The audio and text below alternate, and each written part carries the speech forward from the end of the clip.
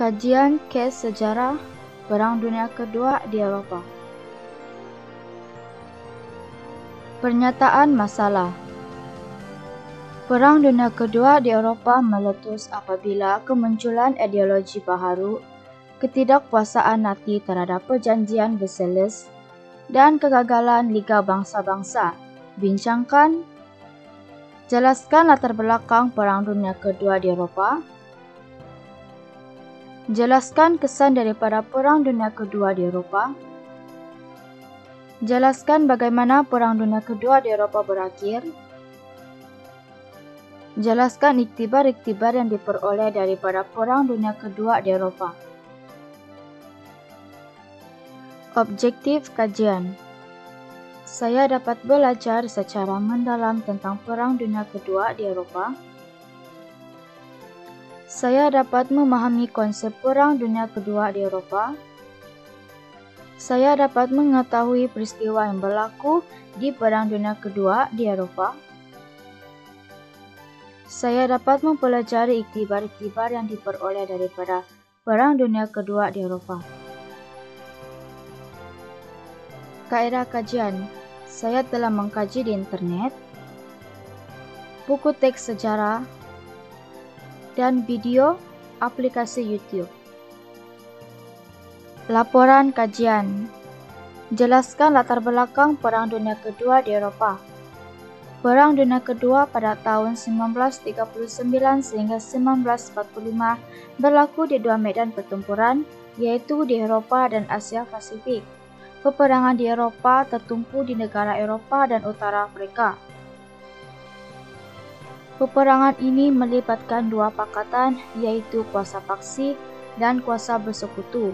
Pakatan ini dikatakan lanjutan daripada Perang Dunia Pertama yang tercetus pada tahun 1914 hingga 1918. Perang Dunia Kedua di Eropah meletus apabila Jerman menyerang Poland pada bulan September 1939. Jelaskan kesan daripada Perang Dunia Kedua di Eropah. Terdapat banyak kesan daripada Perang Dunia Kedua di Eropah, antaranya dekolonisasi. Semangat nasionalisme bangkit dalam penduduk kebanyakan tanah jajahan. Dengan ini, penduduk menentang percubaan penjajahan untuk mengukuhkan kekuasaan mereka selepas perang. Hal ini menyebabkan kemusnahan yang dialami oleh negara Eropah telah menyebabkan maruah negara Eropah jatuh. Kemusnahan ekonomi. Dalam peperangan di Eropah telah menyebabkan kawasan tanah pertanian luas menjadi rodak dan pengeluaran hasil pertanian merosot. Peperangan ini juga turut menjejaskan pengeluaran dalam sektor perindustrian. Kehilangan nyawa. Perang Dunia Kedua di Eropah ini telah merenggut banyak nyawa, terutamanya tentera. Dengan keseluruhannya, bilangan anggota tentera yang terkorban melebihi 17 juta orang, manakala orang awam yang terkorban adalah sebanyak 15 juta orang. Jelaskan bagaimana Perang Dunia Kedua di Eropah berakhir. Mendapat kerjasama daripada kuasa besar. Presiden Amerika Syarikat Franklin Roosevelt dan Perdana Menteri Britain Winston Churchill sering bertemu untuk membuat keputusan politik dan ketenteraan. Kemudian, kerjasama ini melibatkan Presiden Rusia Joseph Stalin.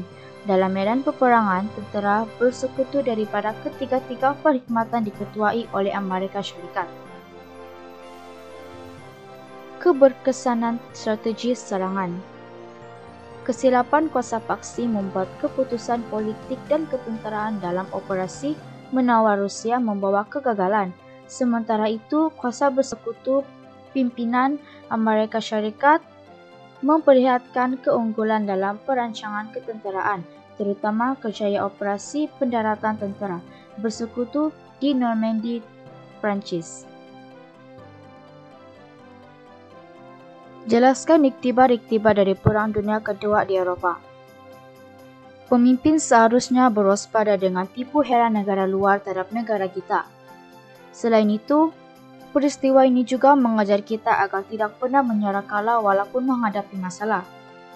Akhir sekali, kita perlu mencontohi sikap pemimpin Eropah yang menentang negara Jerman dari menguasai seluruh negara Eropah. Kesimpulannya dapat dikatakan bahwa peperangan bermula di mana Jerman melakukan peperangan di Poland pada 1 September 1939 dan berakhir setelah Jerman menyerah kalah pada tahun 1945.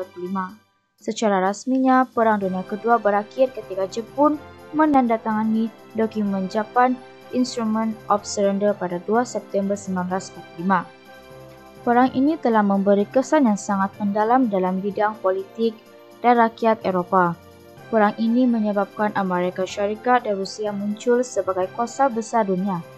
Akhir sekali, hubungan yang tegang antara kedua-dua kuasa besar dunia telah menyebabkan tercetusnya Perang Dingin berlarut sehingga 1989.